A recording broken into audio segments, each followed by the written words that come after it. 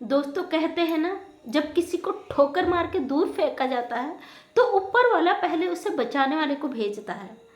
आज मैं एक ऐसी घटना आपको बताने वाली हूँ। अगर आप भावुक हो, दिल के कमज़ोर हो, सॉफ्ट कॉर्नर रखते हो, तो आपकी रूह कहीं ना कहीं कांप जाएगी इस घटना को सुनने के बाद।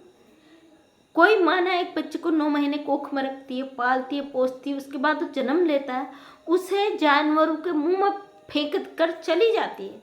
तो सोचिए उस समय क्या उस बच्चे की रूह कहती होगी, उसकी आत्मा कहती होगी। जी हाँ, बिल्कुल सच्ची एक घटना मैं आपको बता रही हूँ, मेरे ही क्षेत्र की है। मेरे हस्बैंड की ड्यूटी थी रात में, नाइट ड्यूटी थी 8 बजे से सुबह 4 बजे तक की। सुबह 4 बजे मेरे हस्बैंड वहाँ से आ जाते हैं, घर आ जाते हैं। तो इंसान रात की ड्यूटी करता है और आकर घर में सो जाता है। उनका आते हैं, घर में सो जाते हैं, वो वहीं पे उनका रूम है, हम अलग अपने घर में थे। तो सुबह मेरे हस्बैंड का मुझे कॉल आता है, क्योंकि उनके बाद जो दूसरे स्टाफ था उनकी ड्यूटी थी, तो वहाँ पे झाड़ियों के नीचे हॉस्पिटल के बिस्तर पर लपेटा हुआ और एक दिन का बच्चा जो उसी समय लगभग 1-2 घंटा या 2-4 घंटे पहले पैदा हुआ। सुबह जब 4 बजे अंधेरा होता है, जाड़ों की रात ना, तो बहुत कोहरा होता है। उस समय ठंड की रात थी और उत्तराखंड में ठंड रहता ही है मौसम में, छोटे बच्चे के लिए तो ठंडा ही रहता है।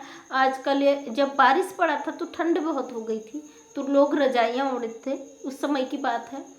तो वो बच्चा हॉस्पिटल का जो कंबल होता है उसमें लिपेटा हुआ झाड़ियों के बीच। कहते हैं ना, मारने वाले से बचाने वाला बहुत बड़ा होता है। और वहाँ पे जंगली कुत्ते घूमते रहते हैं, क्योंकि हॉस्पिटल एरिया है, हॉस्पिटल से दूरी पर है, मतलब गश्त में वहाँ पे अधिकारी चेकिंग के लिए आए होंगे।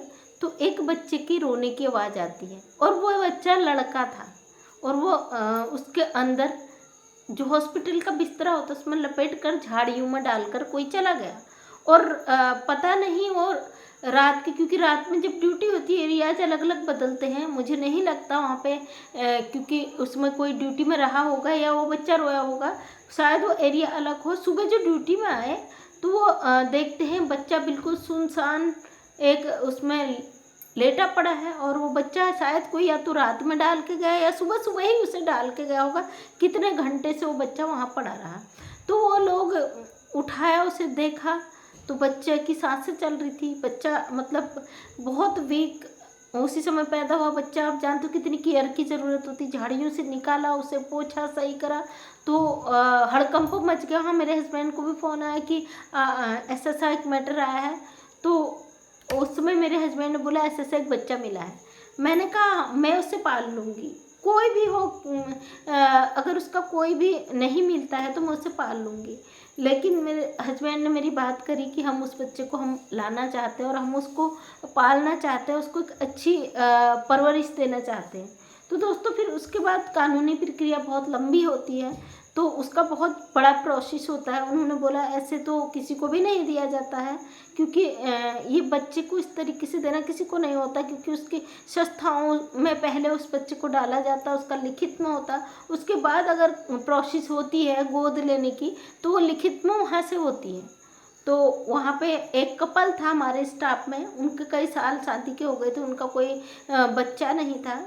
तो पता चला सुबह वो भी फैमिली चले गई थी वहाँ पे। मेरे हस्बैंड ने कहा वहाँ पे तो बहुत सारे जोड़े आए हुए हैं उन्हें लेने के लिए, बच्चे को गोद लेने के लिए। तो बहुत खुशी की बात थी कि हमारे स्टाफ के एक भाई थे, सारी लिखित फॉर्मेलिटी होने के बाद, पूरी प्रोसेस पूरी होने के बाद उनको उनके द्वारा उस बच्चे को गोद ले लिया गया। उसका प्रोसेस चल रहा था, तो मतलब उनसे बोला गया कि अगर इसका प्रोसेस पूरा हो जाएगा तो हम इस बच्चे को आपको लिखित में दे देंगे।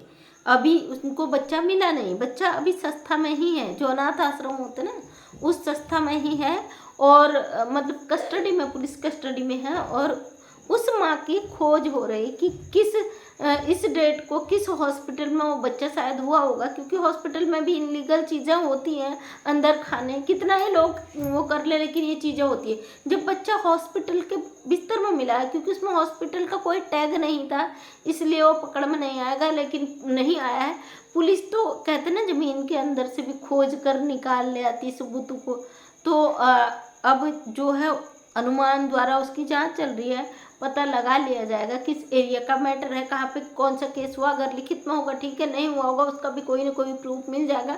फिर भी नहीं मिलेगा तो गांव में, जिस एरियाज में गांव में छानबीन के द्वारा पता लगाया जाएगा कि कौन सी माँ प्रेग्नेंट थी, कौन सी डेट को कैसा हुआ। तो एक सवाल मेरे मन में खटक रहा है, जिसका जवाब मैं आप लोगों से भी जानना चाहती हूँ। कोई माँ अगर शादीशुदा कपल है तो क्या वो ऐसा कर सकती है? वो भी ज़्यादातर जो लोग हैं जो बेटा बेटी बोलते हैं ना, फ़र्क तो करते हैं, लेकिन बेटा हो उसे झाड़ियों में लपेट के फेंक आए।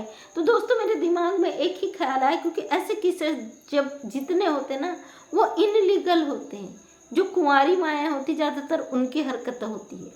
और आपको क्या लग रहा है मुझे कमेंट में ज़रूर बताना, क्योंकि मुझे यही चीज़ लगी कि शायद कोई अनमैरिड लड़की प्रेग्नेंट रही होगी और उसका उसके पास रास्ता नहीं होगा, और इसीलिए हॉस्पिटल में वो डिलीवरी करा के इनलीगल तरीके से, और उस लड़के को हॉस्पिटल के उसमें लपेट कर वो झाड़ियों में फेंक दिया गया। कितना निर्दयी हो सकता है इंसान। इंसान की अंतर आत्मा रूह नहीं कांपती ऐसा काम करने से पहले।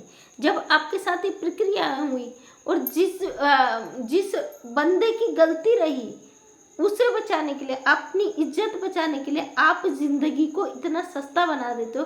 और बच्चा भी प्रॉपर, मेरे हस्बैंड को फोटो भेजा गया तो बड़ा प्यारा बच्चा, उसके बाल सर में करली बहुत बड़े बड़े, मतलब मैच्योर था, पूरा फुल टाइम का बच्चा था वो। ऐसा था नहीं कि वो आधे समय का, क्योंकि बच्चा जब समय से पहले होता है ना, कुछ दिन पहले भी होता है तो वो कमज़ोर होता है, लेकिन ऐसा कुछ नहीं था। बच्चा प्रॉपर स्वस्थ था, उसको कोई दिक्कत नहीं थी। बड़ा दुख हुआ यार इस समाज में, हमारे भारत देश में, जहाँ लोग कहते हैं अतिथि देवो भव, जब विदेश से आए लोगों का भी सम्मान किया जाता, तो उस देश में जन्मे उस बच्चे का क्या कसूर था जो उसको इतनी निर्दयी, इतनी निर्मम सजा दी गई।